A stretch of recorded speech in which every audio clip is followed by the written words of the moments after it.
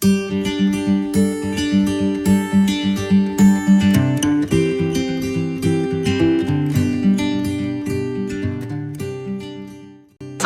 warahmatullahi wabarakatuh.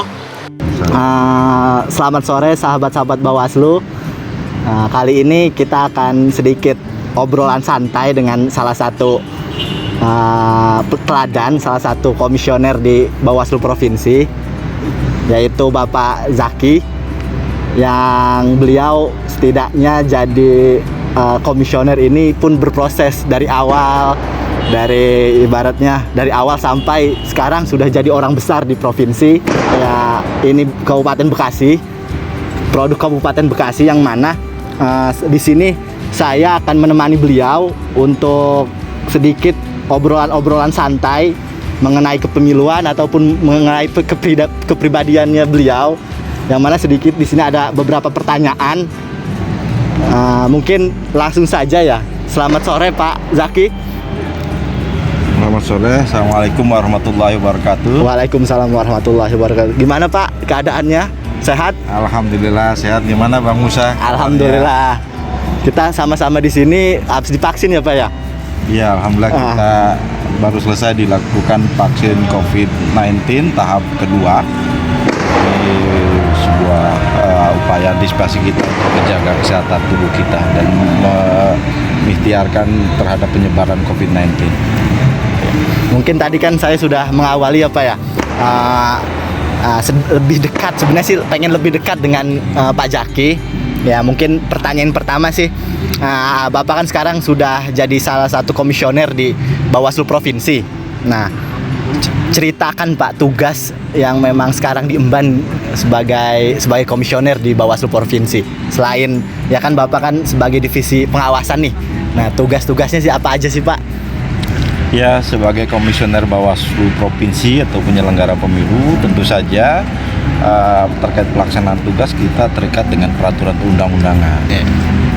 Undang-Undang 7 tahun 2017, kemudian juga di samping itu kita juga bertugas untuk menjaga integritas kita dalam kapasitas komisioner untuk meningkatkan kualitas demokrasi di Jawa Barat. Nah, kalau dengan kaitan dengan pelaksanaan tugas sebagai divisi pengawasan, tentu yang paling utama adalah Bawaslu mengawasi seluruh tahapan pelaksanaan pemilu maupun pilkada. Tahapan yang jumlahnya sangat panjang Pak. Jadi mulai dari persiapan, kemudian perekrutan penyelenggara, kemudian pendaftaran data pemilih, kemudian pendaftaran calon peserta kalau untuk pemilu, kemudian pengawasan kampanye, logistik, sampai pemungutan suara dan penetapan.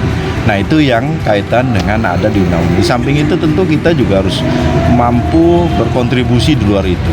Sebagai kapasitas individu tentu harus berkomitmen diri untuk berkontribusi meningkatkan kualitas demokrasi. Misalkan bagaimana kemudian mendorong pengawasan partisipasi agar masyarakat itu memiliki kepedulian, care, aware, kemudian juga memiliki keberdayaan secara politik untuk menyuarakan secara kritis hal-hal yang memang dirasa bagian dari proses demokrasi itu sendiri yang dilindungi oleh undang-undang. Nah, itu yang kaitan dengan pelaksanaan tugas dari divisi pengawasan. Kita juga ada produk-produk yang sudah jadi ya, yang kemudian ditularkan dari Bawaslu RI, kayak sekolah kader pengawas partisipatif SKPP, yang insya Allah di 2021 ini akan ada lagi nih, bahkan tingkat menengah. Kalau awal dasarnya sudah tingkat dasar, tingkat menengah sekarang. Di Jawa Barat besok ada 12 kabupaten kota, karena kan Jawa Barat sudah 2 kali ya, dan sudah di 27 kabupaten kota, baik yang sebelum COVID melalui luring maupun yang sekarang melalui daring. Tapi insya Allah yang sekarang ini akan dilaksanakan, insya Allah pertengahan tahun ini itu akan melalui daring. Ini merupakan program nasional bagian dari upaya meningkatkan partisipasi publik dalam hal pengawasan. Oke. Ya, tadi kan saya sudah sedikit prolog ya Pak. Setidaknya Pak Zaki ini dulu pernah di kabupaten sebagai komisioner di penyelenggara juga kan, penyelenggara pemilu juga, terus di provinsi juga, sekarang sudah menjabat juga. Nah, Pak Zaki ngerasa ada nggak sih keluh kesah ketika memang jadi jadi komisioner ini keluh kesah dalam artian ya rasa Pak Zaki gitu ketika menjadi pengawas ataupun menjadi penyelenggara kepemiluan ini, keluh kesahnya Pak? Kalau saya memaknai ini bagian dari proses ya, ada suka dan duka tentu saja, tetapi memang dalam kondisi apapun yang itu tidak sesuai dengan ekspektasi kita, perasaan kita sebagainya, itu harus menghindari diri dari sifat keluh kesah. Jadi anggap itu bagian dari proses kematangan kita, anggap itu dari peningkatan kualitas pribadi kita, sehingga apa yang kita jalani itu kita bisa nikmati secara baik. Baik saya dulu memang 2007 saya di Panwas Pilkada pertama sebagai anggota komisioner atau anggota Panwaslu Pilkada tahun 2007, yang mana itu merupakan pilkada pertama. Kemudian Panwaslu Kabupaten Bekasi untuk Pilgub pertama 2008. Setelah itu saya kemudian di KPU Kabupaten Bekasi 2008 sampai dengan 2013, setelah 2013 sampai 2018. Setelah itu kemudian saya di pengawasan di Bawaslu Provinsi Jawa Barat. Saya memang sudah berkomitmen untuk menghibahkan diri saya pada jalur demokrasi. Ketertarikan saya pada pada demokrasi saya salurkan melalui keterlibatan saya secara langsung di penyelenggaraan, baik penyelenggara teknis di KPU maupun penyelenggara di pengawasan di Bawaslu. Itu bagian dari upaya kita. Jadi saya prinsipnya apa yang kita jalani saat ini merupakan amanah, ini merupakan ibadah, dan saya ingat betul apa yang disampaikan oleh guru saya, kiai saya waktu saya di Ciwaringin, Cirebon.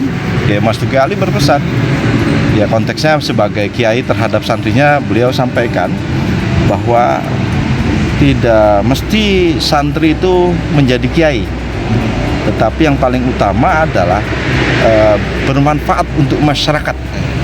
Nah, artinya pemahaman yang moderat dari kiai saya sudah bicara ke depan bahwa konteks kemanfaatan bagi seluruh alumninya itu jauh lebih penting. Jadi udah ada pesan lah, ibaratnya sudah dihibahkan di sini gitu, bukan hibah, sudah di ini ya Pak ya. Terus Pak, Pak Zaki kan sudah dari tahun 2007 ya, 2007 di kepemiluan sampai sekarang di 2021. Ada nggak kejadian yang memang tidak terlupakan Pak Zaki ketika di lembaga ini gitu, di lembaga kepemiluan ini yang nggak bisa dilupakan? Semuanya tentu dari segala peristiwa yang kita jalani di kehidupan ini memberikan kesan baik yang itu mendalam ataupun kesan itu berupa menjadi pembelajaran maupun ujian bagi kita. Yang tentu menarik sekali itu adalah bagi penyelenggara tentu sebagai pelayan publik untuk demokrasi, tantangannya itu harus betul-betul menjaga integritas, harus imparsial, independen, tidak memihak terhadap ini. Tentu ujiannya bisa berupa ancaman, karena para pihak yang berkepentingan menghendaki kemenangan dalam kontestasi, baik pemilu maupun pilkada. Dalam konteks ini tentu upaya yang dilakukan itu kerap kali muncul ancaman-ancaman terhadap negara. Tetapi juga ada lagi bentuk berupa bujuk rayu agar bisa memfasilitasi sikap-sikap dari penyelenggara yang menguntungkan. Nah, tapi saya selalu juga mendefinisikan itu sebagai ancaman juga, ancaman kenikmatan. Saya definisi semacam itu. Dari internal ya Pak ya. Artinya yang terpenting bagi kita adalah bagaimana kita berkomitmen, jaga komitmen kita untuk tidak goyah terhadap terhadap situasi yang berupa ancaman maupun bujukan, yang pada intinya kita harus betul-betul menjaga netralitas kita dan menjaga kemurnian suara rakyat dalam pelaksanaan pemilu. Iya. Sekali ini Pak. Ini kan Pak Zaki kan pernah di kabupaten ya, ibaratnya di tata di kabupaten. Nah, perbedaan ketika sekarang sudah di provinsi Pak dengan di kabupaten seperti apa Pak perbedaannya? Baik itu ya setidaknya cara kerja atau baik itu wilayahnya seperti apa Pak? tantangan atau challenge-nya sama aja. Sama aja. Sama aja. Di situ ada challenge, ada tantangan kita, ada sesuatu hal yang baru, baik dalam konteks pergaulan sosial, pergaulan dunia, karena penyelenggara kan kaitannya dengan pelayanan publik, dalam hal ini interaksi dengan stakeholder, demokrasi, ada partai politik dan sebagainya yang skupnya memang lebih luas, tetapi dasar dinamika ya saya pikir tidak jauh berbeda ya. Dulu ketika di KPU banyak ilmu yang saya dapatkan terkait hal-hal teknis, itu sangat bermanfaat sekali, sehingga pemahaman pemilu itu harus juga ditopang oleh pemahaman kita tentang teknis terkait prosedur, karena prosedur itu juga berkorelasi dengan kualitas demokrasi. Nah, kalau di Bawaslu ini satu hal yang challenge-nya juga berbeda. Semuanya punya tantangan yang sama-sama berat, dan menurut saya itu menjadi motivasi kita untuk berbuat yang terbaik. Kalau di Bawaslu ini, kalau dikategorisi sederhana, tanpa kemudian menganggap bahwa yang satu lebih penting atau satu kurang begitu penting, dua-duanya memiliki peran yang sangat-sangat strategis baik KPU maupun Bawaslu.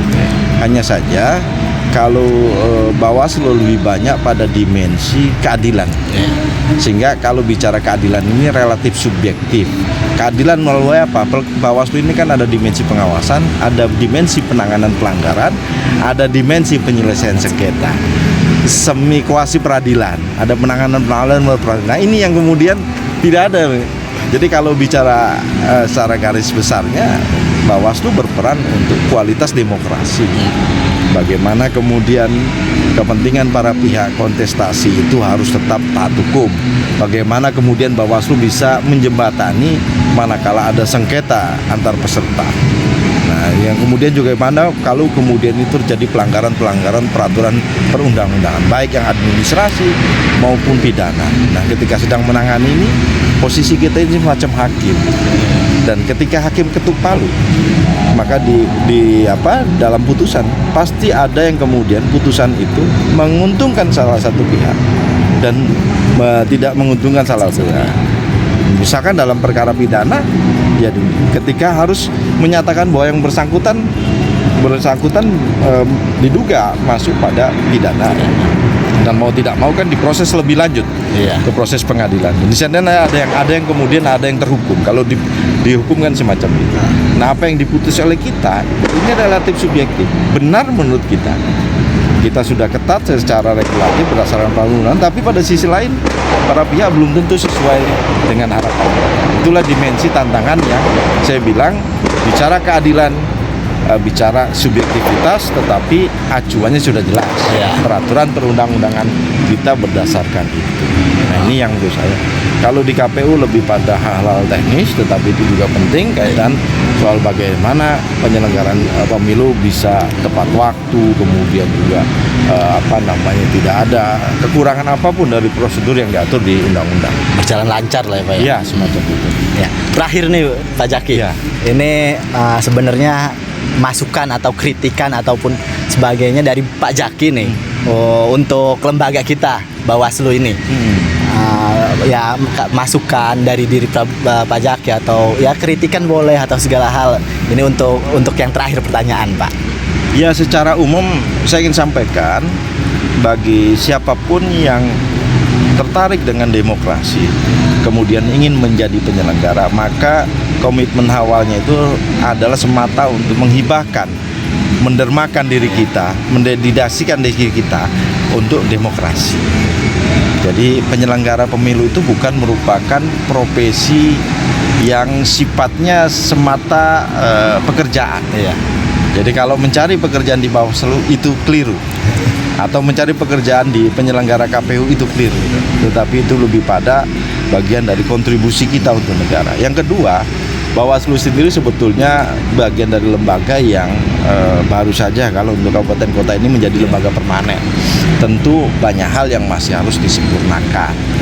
Misalkan ya itu harus mutlak, sumber daya manusia kita harus terus ditingkatkan, kapasitas pendidikan, kemudian kapasitas keterampilan teknisnya dalam menjalani tugas, serta juga yang paling penting adalah bagaimana Bawaslu juga bisa berkontribusi di luar konteks-konteks pemilu kaitannya menggandeng stakeholder yang ada.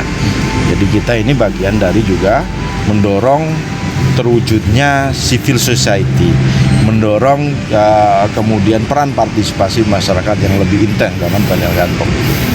Jadi itu harapan saya secara pribadi, dan intinya apa yang kita jalani saat ini di Bawaslu ya challenge-nya sangat menarik, dan itu bagi saya tantangan yang tidak pernah akan ada habisnya.